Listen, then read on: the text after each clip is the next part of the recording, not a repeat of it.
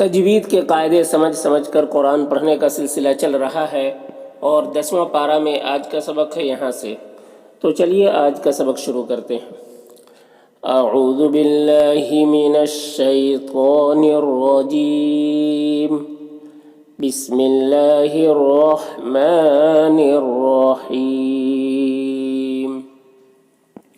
لقدب، قاف یہ حروف مستعلیہ میں سے، اس سے پر پڑھیں گے۔ یہاں پر با میں قلقلہ ہو رہا ہے، با میں قلقلہ کریں گے۔ قلقلہ اس طرح سے کریں گے کہ با کی آواز ٹکرائے گی اپنے مخرج سے اور اس کی آواز ڈبل نکلے گی۔ با میں ساکن حرف ہے تو پیچھے والے متحرک حرف دال سے مل کر پڑھا جائے گا، الف کو نہیں پڑھنا ہے۔ غین حروف مستعلیہ میں سے پر پڑھیں گے اور یہاں پر الف میں کوئی حرکت نہیں ہے، اس کو نہیں پڑھنا ہے۔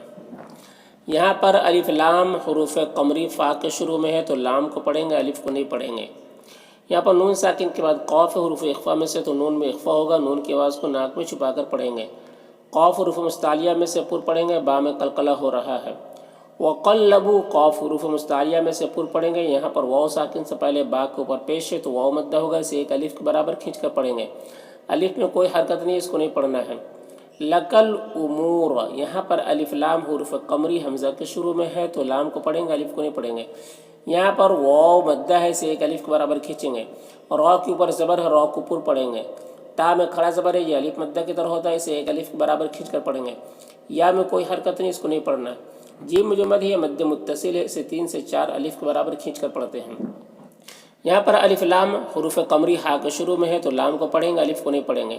قاف کو پر پڑھیں گے حروف مستعلیہ میں سے۔ یہاں پر غا، یہ بھی حروف مستعلیہ میں سے پر پڑھیں گے۔ را کے اوپر زبر ہے، را کو پر پڑھیں گے۔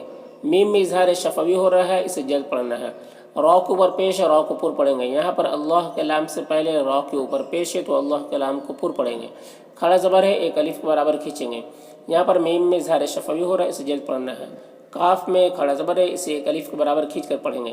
را کے نیچے زیر ہے، را کو باریک پڑھیں گے۔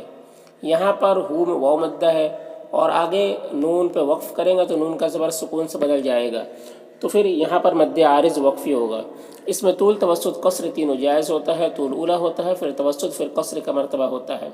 4 سے 5 الف کے برابر کھینچ کر پڑھنے کو طول کہتے ہیں اور 3 سے 4 الف کے برابر کھینچ کر پڑھنے کو توسط کہتے ہیں اور 1 الف کے برابر کھینچ کر پڑھنے کو قصر کہتے ہیں۔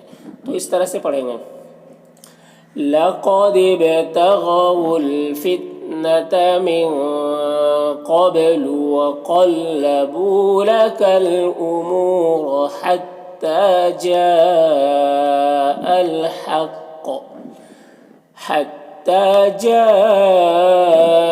الْحَقُّ وَظَهَرَ أَمْرُ اللَّهِ وَهُمْ كَارِهُونَ۔ وَمِنْهُمْ، یہاں پر نون میں اظہار حقیقی ہو رہا ہے، سے جلد پڑھنا ہے۔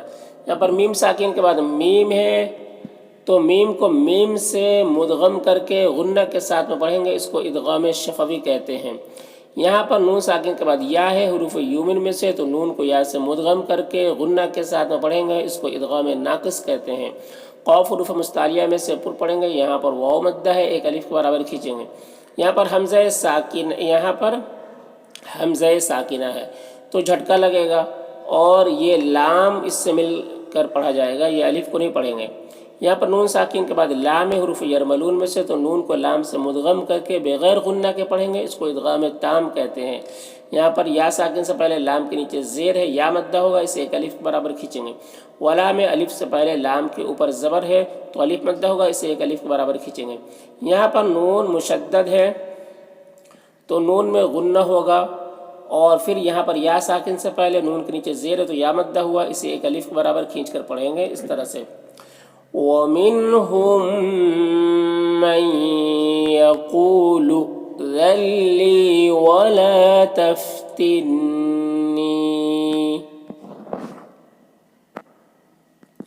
اعلیٰ میں الف مدہ ہے، ایک الف کے برابر کھینچیں گے۔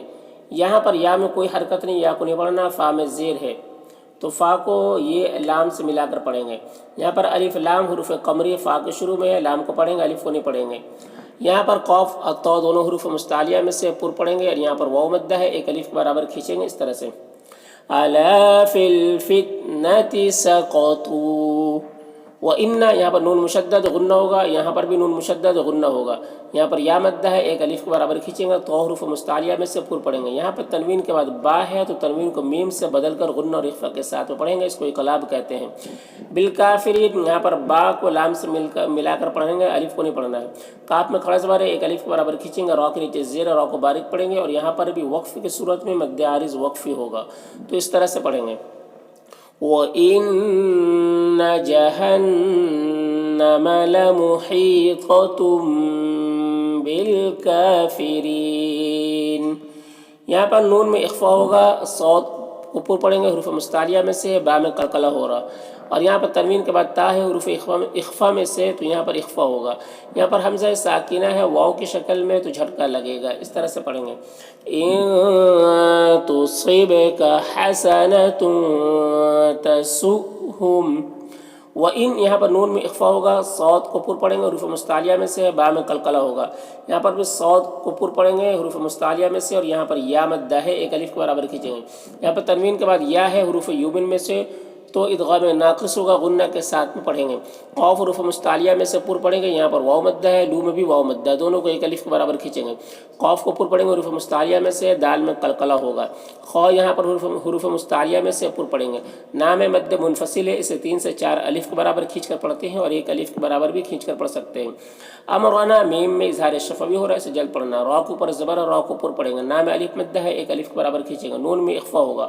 قاف کو پر پڑھیں گے حروف مستعلیہ میں سے، با میں قلقلہ ہو رہا ہے. وَيَتَوَلَّوْا یہاں پر واو ساکن سے پہلے لام کے اوپر زبر ہے تو واو لین ہوگا، اسے نرم آواز کے ساتھ جلد پڑھیں گے. لیکن یہاں پر واو ساکن کے بعد پھر یہاں پر واو آ رہا ہے، ٹھیک ہے، تو یہ واو اس واو کے ساتھ مدغم ہو جائے گا. اس ادغام کو ادغام مثلین کہتے ہیں، اسے بغیر غنہ کے پڑھیں گے، یعنی اس واو کو نہیں پڑھیں گے، اس واو کو پڑھیں گے. میم میں یہاں پر اظہار شفوی ہو رہا ہے، اور را کے نیچے زیر، را کو باریک پڑھیں گے، یہاں پر وقف کی صورت میں مد عارض وقفی ہوگا تو اس طرح سے پڑھیں گے. وَإِن تُصِبْكَ مُصِيبَةٌ يَقُولُوا قَدْ أَخَذْنَا أَمْرَنَا مِن قَبْلُ وَيَتَوَلَّوْا وَهُمْ فَرِحُونَ.